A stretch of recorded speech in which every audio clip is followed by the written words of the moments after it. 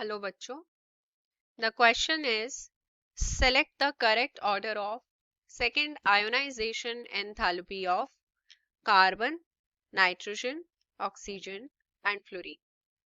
So in given चार elements में हमें डिक्रीजिंग ऑर्डर बताना है इनकी सेकेंड आयोनाइजेशन एनर्जी का। जो की कॉन्सेप्ट इस क्वेश्चन में रहेगा that is ionisation enthalpy. Ionisation enthalpy. सबसे पहले आपको आयनाइजेशन एंथैल्पी का मीनिंग पता होना चाहिए। आयनाइजेशन एंथैल्पी होता है कितना अमाउंट ऑफ एनर्जी कोई भी आइसोलेटेड गैसियस एटम एब्जॉर्ब करेगा ताकि वो मोस्ट लूजली बाउंड इलेक्ट्रॉन को बाहर कर दे।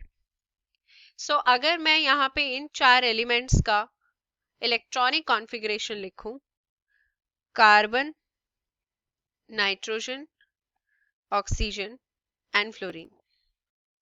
Carbon is 2s2 2p2, nitrogen is 2s2 2p3, oxygen is 2s2 2p4 and fluorine is 2s2 2p5।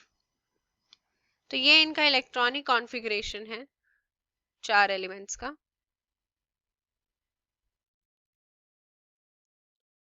पहले हम सबसे पहले देखेंगे यहाँ पे फर्स्ट आयनाइजेशन एंथैल्पी का क्या ऑर्डर रहता है। आप सब जानते हो ionization enthalpy is directly proportional to effective nuclear charge Z effective, और left to right Z effective बढ़ता है।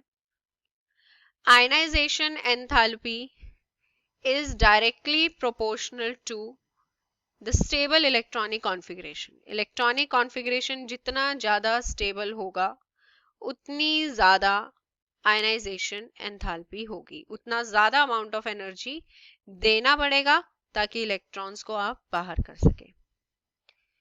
जितना ज्यादा स्टेबल कॉन्फ़िगरेशन, तो इन चारों में सबसे ज्यादा स्टेबल कॉन्फ़िगरेशन में अगर मैं बात करूं तो नाइट्रोजन के केस में अगर हम देखें तो उसका आयनाइजेशन एंथैल्पी ऑक्सीजन से ज्यादा रहेगा, क्योंकि नाइट्रोजन के पास हाफ फिल्ड कॉन्फ़िगरेशन है, 2p3 p सब शेल में 3 इलेक्ट्रॉन्स प्रेजेंट है। सबसे पहले हम फर्स्ट आयनाइजेशन एंथैल्पी देखेंगे। मैंने अभी आपको बताया जो हमारे पास चार एलिमेंट है, carbon, nitrogen, oxygen, fluorine, left to right के ये एलिमेंट्स हैं। तो left to right ionization enthalpy बढ़ती है। तो सबसे ज्यादा आयनाइजेशन एंथैल्पी किसकी होनी चाहिए? फ्लोरीन की। फिर ऑक्सीजन की होनी चाहिए, बट होगी नाइट्रोजन की ज्यादा, क्योंकि नाइट्रोजन का हाफ फिल्ड कॉन्फ़िगरेशन है। उसके बाद कार्बन आएगा। अब बात आएगी सेकेंड आयनाइजेशन एंथैल्पी की, बट सेकेंड आयनाइजेशन एंथैल्पी के लिए हमें पहले इलेक्ट्रॉनिक कॉन्फ़िगरेशन लिखना पड़ेगा। This is 2s2 2p4, nitrogen 2s2 2p3, sorry 2s2 2p2, क्योंकि फर्स्ट आयनाइजेशन हम दे चुके हैं। ऑक्सीजन अब बिल्कुल नाइट्रोजन जैसा बन जाएगा। Carbon is 2s2 2p1।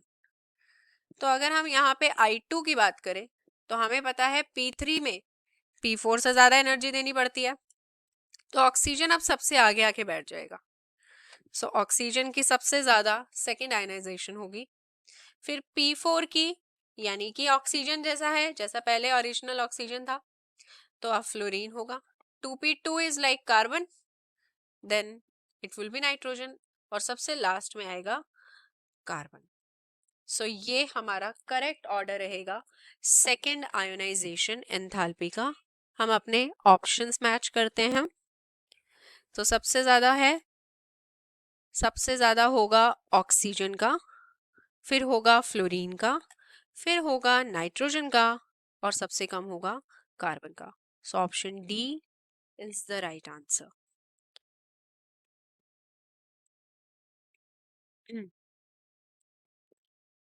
So here it comes to option D.